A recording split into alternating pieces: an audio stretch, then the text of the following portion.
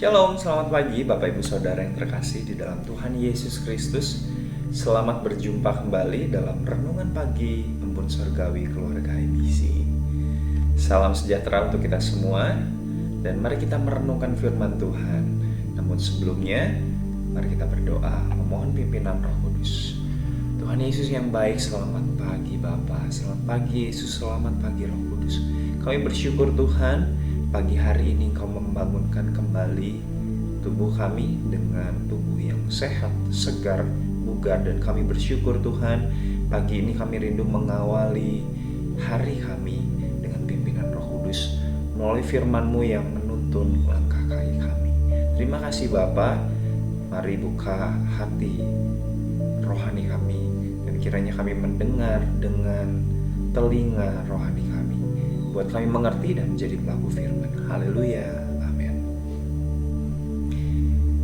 Judul firman Tuhan pagi hari ini adalah keberhasilan oleh karena Tuhan. Diambil dari Kejadian pasal 26 ayat 1 sampai yang keempat. Saya akan bacakan, demikianlah firman Tuhan. Maka timbullah kelaparan di negeri itu. Ini bukan kelaparan yang pertama yang telah terjadi di dalam zaman Abraham.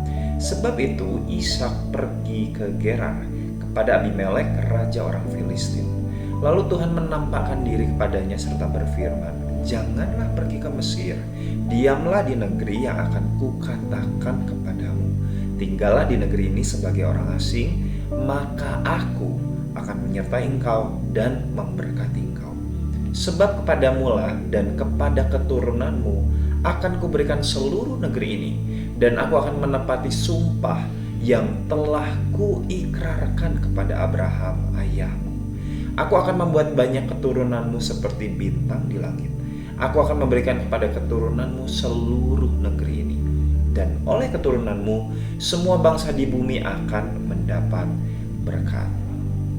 Amin. Demikianlah pembacaan firman Tuhan. Saudara, perkataan manusia tidak mampu merubah situasi. Hikmat manusia tidak bisa merubah keadaan, serta filsafat manusia tidak dapat merubah kondisi. Tetapi sepatah kata dari firman Allah mampu merubah situasi, mampu merubah keadaan dan kondisi kita, karena ada kuasa dalam firman Allah.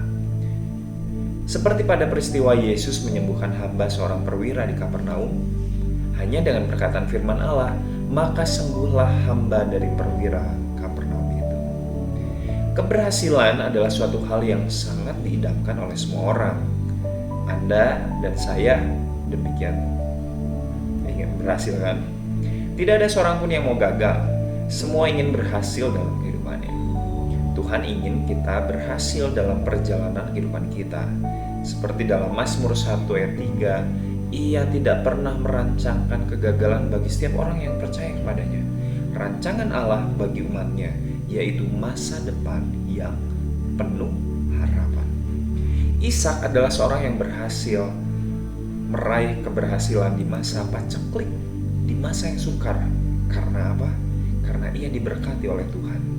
Secara perhitungan manusia, secara logika, tidak mungkin di masa yang sukar orang menjadi kaya, bahkan kian lama kian kaya, sehingga ia menjadi sangat kaya, seperti yang tertulis dalam Kejadian 26 ayat 13. Namun itulah yang dialami oleh Ishak. Adapun yang menjadi rahasia keberhasilan Ishak yaitu 1. Ishak menaruh hidupnya di bawah otoritas atau kuasa firman Allah. Ketika ia taat, ketika ia tunduk, ketika ia setia, dan ketika ia dengar-dengaran akan firman Allah, maka keberhasilan menjadi miliknya. Ia menaruh hidupnya di bawah otoritas firman Allah. Karena apa? Seperti dalam Roma 1 ayat 16, karena firman Allah adalah kekuatan Allah yang menyelamatkan setiap orang percaya. Ishak adalah orang yang dengar-dengaran akan firman Tuhan. Pada waktu itu terjadi kelaparan di Israel, dan Tuhan menyuruh Ishak tinggal di Gerar. Melihat kondisi negeri Gerar, gak mungkin ia berhasil. Tapi saat itu ia mau taat pada firman Allah, dan nyatalah kuasa firman Allah terjadi dalam hidupnya. Firman Allah adalah kekuatan. Kuasa Allah yang sanggup merubah karakter atau sikap seseorang. Apapun keadaan yang kita alami, solusinya adalah taat dan tunduk di bawah otoritas firman Allah. Bukan berarti Ishak lepas dari persoalan, karena kita tahu sebelumnya ia ditolak, diusir oleh Raja Abimelek. Ada persoalan, ada ketertolakan yang dialami oleh Ishak, tetapi ia berhasil meraih keberhasilan karena ia menaruh hidupnya di bawah otoritas firman Allah. Alasan kedua, kenapa ia bisa berhasil, karena Ishak bertindak dengan iman. Kondisi tanah Gerar itu kering, maka secara logika tidak mungkin tanah yang kering akan bertumbuh saat ditabur. Namun Ishak tetap bertindak dengan iman sehingga ia menabur, dan nyatanya melalui iman ia mendapatkan hasil 100 kali lipat.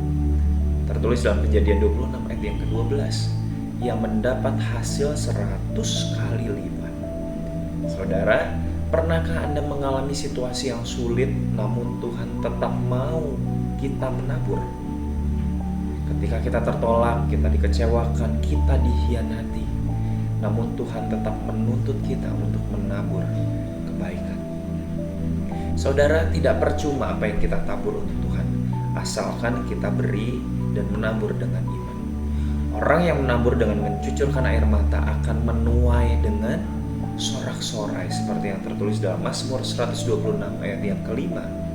Seperti halnya janda di Sarfat yang dipelihara oleh Tuhan pada masa kelaparan, karena ia taat dan tunduk pada firman Allah, maka ia diberkati dan menikmati keberhasilan. Alasan yang ketiga kenapa ia bisa berhasil, karena Ishak membangun mezbah. Rahasia keberhasilan Ishak adalah karena ia membangun mezbah, seperti yang tertulis dalam Kejadian 26 ayat 25, ia membangun mezbah. Saudara, apakah ada mezbah yang kita bangun setiap hari dalam hidup kita? Apakah kita senantiasa berserah pada Tuhan melalui setiap doa yang terucap? Saudara, saat Anda sedang menyimak dan merenungkan firman melalui embun sorgawi seperti pagi ini, sebetulnya Anda sedang membangun mezbah. Kunci dari segala pergumulan hidup adalah ketika kita datang di kaki Tuhan, maka setiap beban akan terlepas. Bangunlah mezbah doa itu untuk kita sendiri dan untuk keluarga. Karena tahu nggak saudara, setan itu ingin menghancurkan keluarga Kristen. Setan tidak ingin melihat keluarga Kristen tetap beriman pada Tuhan. Oleh sebab itu, kita harus membangun mezbah doa setiap hari. Datanglah di kaki Tuhan untuk memuji dan menyembahnya senantiasa. Tahukah saudara, satu-satunya pribadi yang paling mengerti hidup kita, keperluan dan pergumulan kita, hanya satu, Tuhan. Karena dialah yang menciptakan kita, dia yang mempedulikan kita, maka dia yang tahu segala keperluan kebutuhan kita. Amin. Seperti Ishak, dia adalah orang yang suka bergaul dengan Tuhan dan ia berkenan di hadapannya, sehingga ia dapat meraih keberhasilan. Kalau kita ingin berhasil, sukses seperti apa yang dialami Ishak, maka lakukanlah ketiga hal tersebut.